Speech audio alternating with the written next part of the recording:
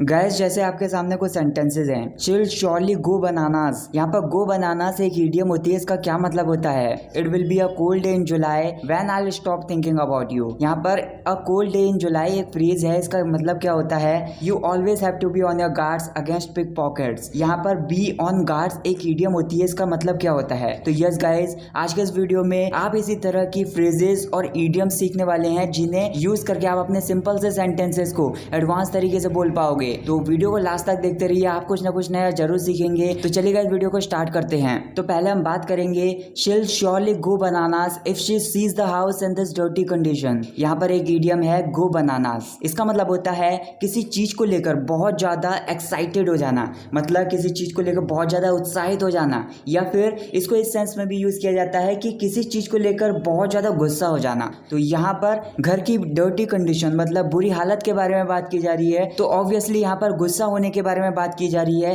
तो इस लाइन का सिंपली मतलब होगा, अगर वो घर की इस गंदे हालात को देखेगी तो वो पक्का बहुत ज्यादा गुस्सा हो जाएगी। नेक्स्ट हम बात करेंगे it will be a cold day in July when I will stop thinking about you.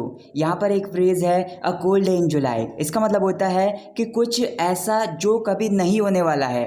तो यहाँ पर सिंपली इसका मतलब होगा ऐसा भविष्य में कभी नहीं होने वाला है कि मैं तुम्हारे बारे में सोचना बंद कर दूंगा। Next one is I think you are putting the cart before the horse by leaving your permanent job before getting new one. यहाँ पर एक इडियम है put the cart before the horse. यहाँ पर इसका मतलब होता है कि कुछ गलत तरीके से करके सब कुछ बिगाड़ देना या फिर कुछ गलत क्रम में सेट कर देना। तो यहाँ पर इस लाइन का मतलब होगा कि नई नौकरी मिलने से पहले तुम अपनी परमानेंट जॉब को छोड़कर या फिर अपनी स्थायी नौकरी को छोड़कर मुझे लगता है कि तुम चीजें गलत तरीके से करके सब कुछ बिगाड़ रहे हो। Next one is I'll not spill the beans to anyone। spill the beans यहाँ पर एक इडियम होती है। इसका मतलब होता है किसी के सामने कोई राज को खोल देना या फिर किसी के सामने किसी रहस्य को खोल देना। तो यहाँ पर इस लाइन का मतलब होगा मैं राज के बारे में किसी को नहीं बताऊंगा। Next one is the product looks great but will people buy it that's the acid test. The acid test यहाँ पर एक फ्रेज होती है। इसका मतलब होता है एक परीक्षा की घड़ी या फिर एक परीक्षा की कसौटी, मतलब एक ऐसा पल जहाँ पर आपको बहुत ज्यादा स्ट्रगल करना पड़ता है। तो यहाँ पर एक कंपनी का मालिक है या फिर कोई दुकानदार है, तो वो अपने प्रोडक्ट को देखकर ऐसा बोल रहा है जो प्रोडक्ट है वो लग तो बढ़िया रहा है लेकिन क्या लोग इसको खरीदेंगे? ये एक परीक्षा की घड़ी है या फिर ये स्ट्रगल करने का बहुत बड़ा टाइम है। Next one is I know you are disappointed that you have lost the game but you can't win them all. You can't win them all एक फ्रेज होती है। इसको हम उस सेंस में यूज कर सकते हैं, मतलब किसी पर्सन से कहने के लिए कि कोई भी पर्सन हमेशा सफल नहीं होता है, हमेशा सक्सेस नहीं मिलती है उसे। तो मतलब एक ऐसे पर्सन के लिए यूज कर सकते हैं, मतलब जो मतलब टूट चुका है, बहुत ज्यादा डीमोटिवेट हो चुका है, ऐसे पर्सन के लिए इसे यूज कर सकते हैं। तो इस लाइन का मतलब होगा कि मैं जानता हूं कि तुम गेम को हार चुके हो इसलिए तुम निराश हो रहे हो, लेकिन कोई भी इंसान या फिर कोई भी व्यक्ति हमेशा सफल नहीं हो सकता, उसको मोटिवेट करने के लिए बोल रहे हो। Next one is can you give me a hand with those bags. यहाँ पर गिव अ हैंड एक इडियम होती है। इसका मतलब होता है किसी पर्सन का किसी चीज में साथ देना, मतलब किसी चीज को लेकर किसी पर्सन की मदद करना। तो यहाँ पर इस लाइन का मतलब होगा क्या आप उन बैगों को उठाने में मेरी मदद कर सकते हो। Next one is you always have to be on your guards against pick pockets. यहाँ पर बी ऑन गार्ड्स एक इडियम होती है। इसका मतलब होता है सावधान रहना, मतलब किसी के द्वारा आपको बेवकूफ ना बना दिया जाए इसलिए सावधान रहना, या फिर किसी खतरनाक सिचुएशन से बचने के लिए सावधान रहना। और पिक पॉकेट यहाँ पर एक वर्ड है, इसको हम उस पर्सन को डिस्क्राइब करने के लिए यूज कर सकते हैं, मतलब एक ऐसा पर्सन जो जेब कतरा होता है, मतलब जेबों को काटकर चोरी करता है। तो इस लाइन का सिंपली मतलब यहाँ पर ये होगा कि जो पिक पॉकेट्स होते हैं, मतलब जो जेब कतरे होते हैं, उनके खिलाफ तुम्हें हमेशा चौकन्ना रहना होगा या फिर तुम्हें हमेशा सावधान रहना होगा। Next one is will you keep your eyes on my suitcase while I will go and get the tickets. यहाँ पर एक इडियम है keep an I on something या फिर keep an I on somebody, मतलब किसी चीज को या फिर किसी पर्सन को ध्यानपूर्वक देखना या फिर उस पर नजर रखना।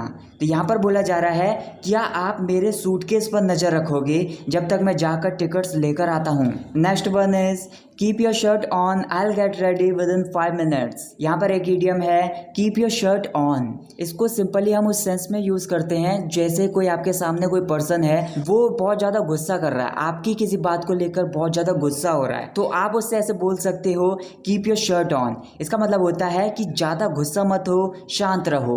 तो यहाँ पर भी ऐसे ही बोला जा रहा है keep your shirt on, I will get ready with in 5 minutes. इसका मतलब ये होगा कि ज्यादा गुस्सा मत हो या फिर शांत रहो, मैं बस 5 मिनट के अंदर तैयार हो जाऊंगा। नेक्स्ट हम बात करेंगे I told a few jokes to break the ice. यहाँ पर एक इडियम है ब्रेक द आइस। इसका मतलब होता है चुप्पी को तोड़ देना। मतलब आपके आसपास एक शांति भरा माहौल है तो वो शांति को तोड़ देना, बातचीत करना शुरू कर देना। तो यहाँ पर बोला जा रहा है कि चुप्पी को तोड़ने के लिए या फिर शांति को तोड़ने के लिए मैंने कुछ चुटकुले सुनाए। नेक्स्ट हम बात करेंगे she bit back her anger at me.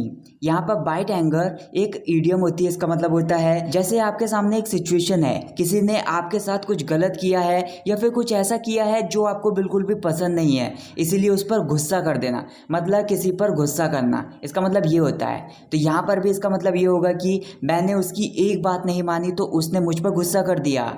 Next one is there is a lot of anger here and the worm is turning. यहाँ पर एक इडियम है द वॉर्म टर्न्स। इसका मतलब होता है कि हम किसी के बुरे व्यवहार को बहुत टाइम से सहन करते हुए आ रहे हैं, लेकिन अब उस व्यवहार को एक्सेप्ट ना करना, अचानक से स्ट्रांग बन जाना। तो ऐसे सिचुएशन में हम इसका यूज कर सकते हैं। तो यहाँ पर भी यही बोला जा रहा है, यहाँ बहुत सारा गुस्सा है, मतलब मैं बहुत ज्यादा गुस्सा से भरा हुआ हूँ और सहन शक्ति मेरी टूट रही है, मैं मजबूत बन गया हूँ और अब बुरा व्यवहार बिल्कुल भी सहन नहीं करूंगा। नेक्स्ट हम बात करेंगे I don't know what it is going to happen when my father sees me, let's play it by ear. यहाँ पर प्लेड बाय ईयर एक इडियम होती है, इसको हम इस सिचुएशन में यूज कर सकते हैं। मतलब हमारे सामने किसी चीज को लेकर जैसी सिचुएशन बन गई है उसको उस तरीके से हैंडल करना, ना कि जैसा आपने पहले सोच रखा था कि ऐसी सिचुएशन को हम उस तरीके से हैंडल करेंगे वैसे हैंडल ना करना। मतलब जैसी सिचुएशन बन गई है उसको उस तरीके से हैंडल करना, उसको उस तरीके से संभालना। तो यहाँ पर भी यही बोला जा रहा है, मतलब मुझे नहीं पता या फिर मैं नहीं जानता कि क्या होगा जब मेरे पापा मुझे देखेंगे, चलो इस सिचुएशन को वैसे हैंडल करते हैं या फिर वैसे संभालते हैं जैसे सिचुएशन उस टाइम पर बन जाएगी, पहले से ही इसके बारे में नहीं सोचते हैं। Next one is she deliberately tries to push my buttons. Deliberately यहाँ पर एक एडवर्ब होती है, इसका मतलब होता है जानबूझकर, और पुश समवन्स बटन्स यहाँ पर एक इडियम होती है। इसका मतलब ये होता है कि किसी के बारे में बहुत अच्छी तरीके से जानकारी होना, मतलब किसी पर्सन के बारे में हम बहुत अच्छी तरीके से जान लेते हैं कि वो पर्सन किस चीज़ से गुस्सा होता है या फिर किस चीज़ को लेकर वो उदास हो जाता है, उसके इमोशंस कैसे बाहर आते हैं। तो ऐसी नॉलेज किसी पर्सन के बारे में होना। तो यहाँ पर भी यही बोला जा रहा है कि ऐसी नॉलेज मेरे बारे में उसको है, तो इसीलिए वो जानबूझकर मुझे गुस्सा या फिर मुझे उदास करने की कोशिश करती है। गाइज अगर आपने ये वीडियो यहाँ तक देख लिया तो मैं जानना चाहता हूँ कि आप कौन सी सिटी से बिलोंग करते हो, कौन सी सिटी में रहते हो, वो शहर का नाम लिखकर मुझे कॉमेंट करके बताएं। और इन सभी फ्रेज में से, इन सभी ईडियम्स में से आपको कौन सी फ्रेज या फिर ईडियम सबसे अच्छी लगी, उस पर एक सेंटेंस बनाकर मुझे कॉमेंट करके बताएं। इससे मुझे भी अच्छा लगेगा और आपकी भी प्रैक्टिस हो जाएगी।